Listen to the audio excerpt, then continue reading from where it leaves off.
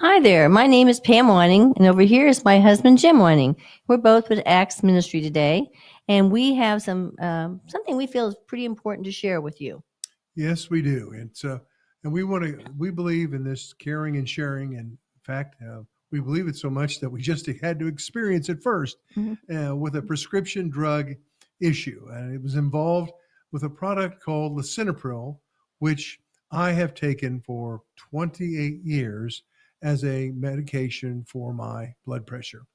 And it has worked wonderfully. And I might add, before we go any further, that we are not endorsing drugs. We are not opposing drugs. We are not in that area at all. There is none of that part of what we're here for. We're here for you to know how important it is to share with your other friends and neighbors, etc., about your experiences with your prescription drugs. And Pam had an experience with a drug that I have taken, like I said, for 28 years for my high blood pressure called lisinopril, and it worked fine for me. But for my wife, Well, not exactly the same results. It started out well. My doctor prescribed it for me for high blood pressure, and I started taking it. And at the same time, I had sinus issues, allergy, sinus. Um, and she added this to my repertoire of things I take. And I didn't really notice anything at all. And but I started developing a little cough. But when you have sinuses and allergies, you have a cough as well. So I took this for almost a year. And it was around the 9-month time that I realized my cough was kind of bad. That some of the night I might have to sleep in a chair, kind of in a um, upward inclination in the chair.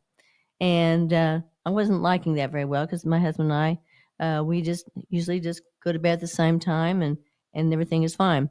But this kept continuing on, and I would cough more. I always had to have some water with me, and that sort of thing. So I was getting a little perturbed with it, and I went to my doctor about it. this is about a year. Yeah, a year in the making. Yeah. Well, she thought, and her nurse thought that I might have an allergy or allergic reaction to lisinopril. And so she said, stop taking it. She said, I'm not sure it is, but stop taking it. And I noticed that I told her I had a really full feeling in my head. Everything was kind of dry, but full up there. And when I coughed, everything was dry. And I said, okay, I'll stop taking it. And so I did. And immediately, I say immediately, I started getting, I hate to be disgusting here, but mucus started falling down my throat and that sort of thing. And my husband was sharing this with some of our friends at a 55 plus resort that we go to on a yearly basis. And we were at Snow to Sun down in Weslaco, Texas. And I was walking in an event. I can't remember if it was church or some other event. And everybody was asking, where was Pam? And I said, oh, I feel so awkward with walking around here without my wife. It's like, whoa. And I said, well, what's happened is Pam has really developed a pretty bad cough. In case you haven't noticed, we had missed a couple of dances and a few social engagements, etc. And I said, we think based on what the doctor was saying, we think it's caused by her reaction to lisinopril, which is what I've taken for 28 years for blood pressure. And I'll bet you within a few minutes, there was at least 12 of these people telling me about their experiences with lisinopril and that dry cough and that constant feeling that your head's full and you're not able to get anything done with it. And I really appreciated all their input. I felt that I wasn't alone. I felt that I had real good knowledge about some of the things. One of the guys made some comments that it will take anywhere from 3 to 6 months to recover from it after you quit taking it. There were some other casual remarks which were kind of not so neat, but I really felt that I had been with my friends and armed with some really valuable information. And it's not that the pharmacy didn't tell us.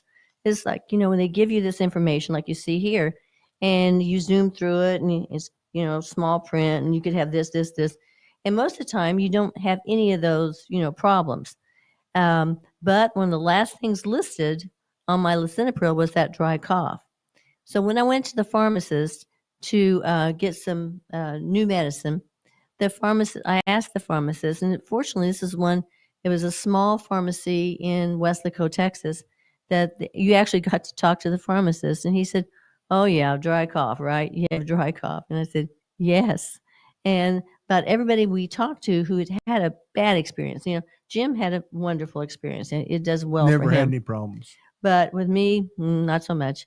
But they did tell you. But had we been in a small group setting, I think maybe like on a monthly basis that you talk about maybe some of the new medicines you're taking, or if it's working well. It's important to know that your prescription drug is working well, or if it's not, you don't feel like it's doing any good, to share that with people, because in our age bracket, a lot of us have the same medicines that we are getting, Yeah. and we feel kind of shy sometimes about sharing it, but it's really important. When you think about it, and I was reading up some statistics. I know that's one of my things.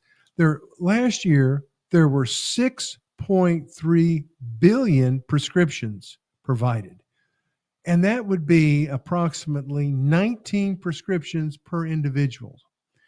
That's the kind of activity to our bodies that we need to, really be aware of. Mhm. And if communication, just a little bit of communication in a small group, a little connection about what happened to them when they took the XYZ medication or the other medication would be very, very helpful in possibly us wising up and thinking, maybe this lisinopril isn't the right thing for me, and or whatever medication it is. Maybe I need to talk to my doctor about this because I'm starting to experience it. Because you really shouldn't go through this for a solid year and then all of a sudden get to the point where you can't sleep in your bed, you can't go to an event, you can't go anywhere without a glass of water to cut your throat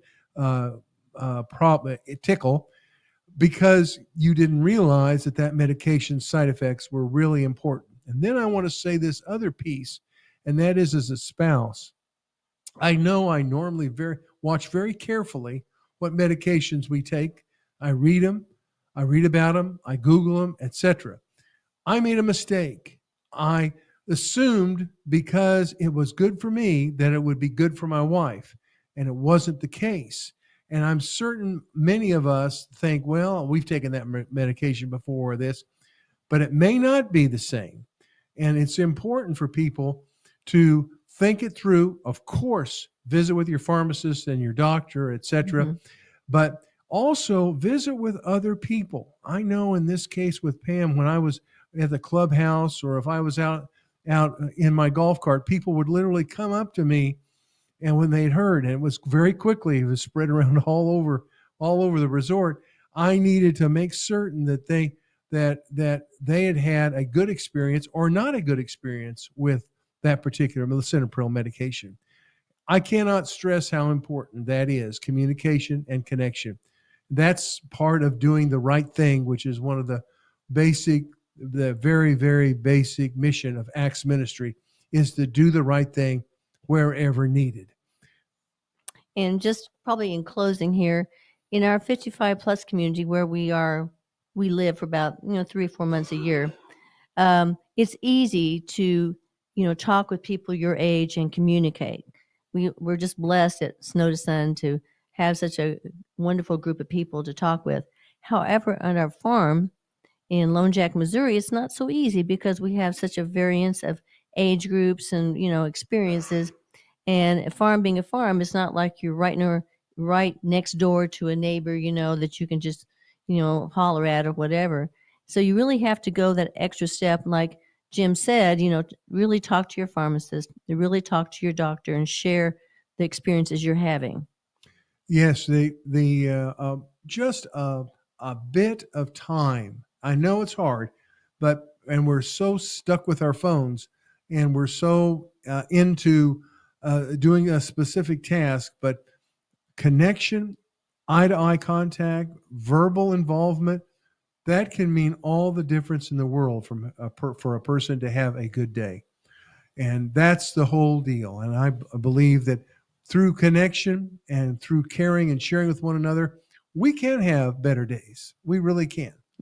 So we thank you. Pam and I thank you you for listening to us. And this has been Acts Ministries Caring and Sharing Hour, our moment. And please, if you have any thoughts or prayers that you want to send to us about this, send it to our email.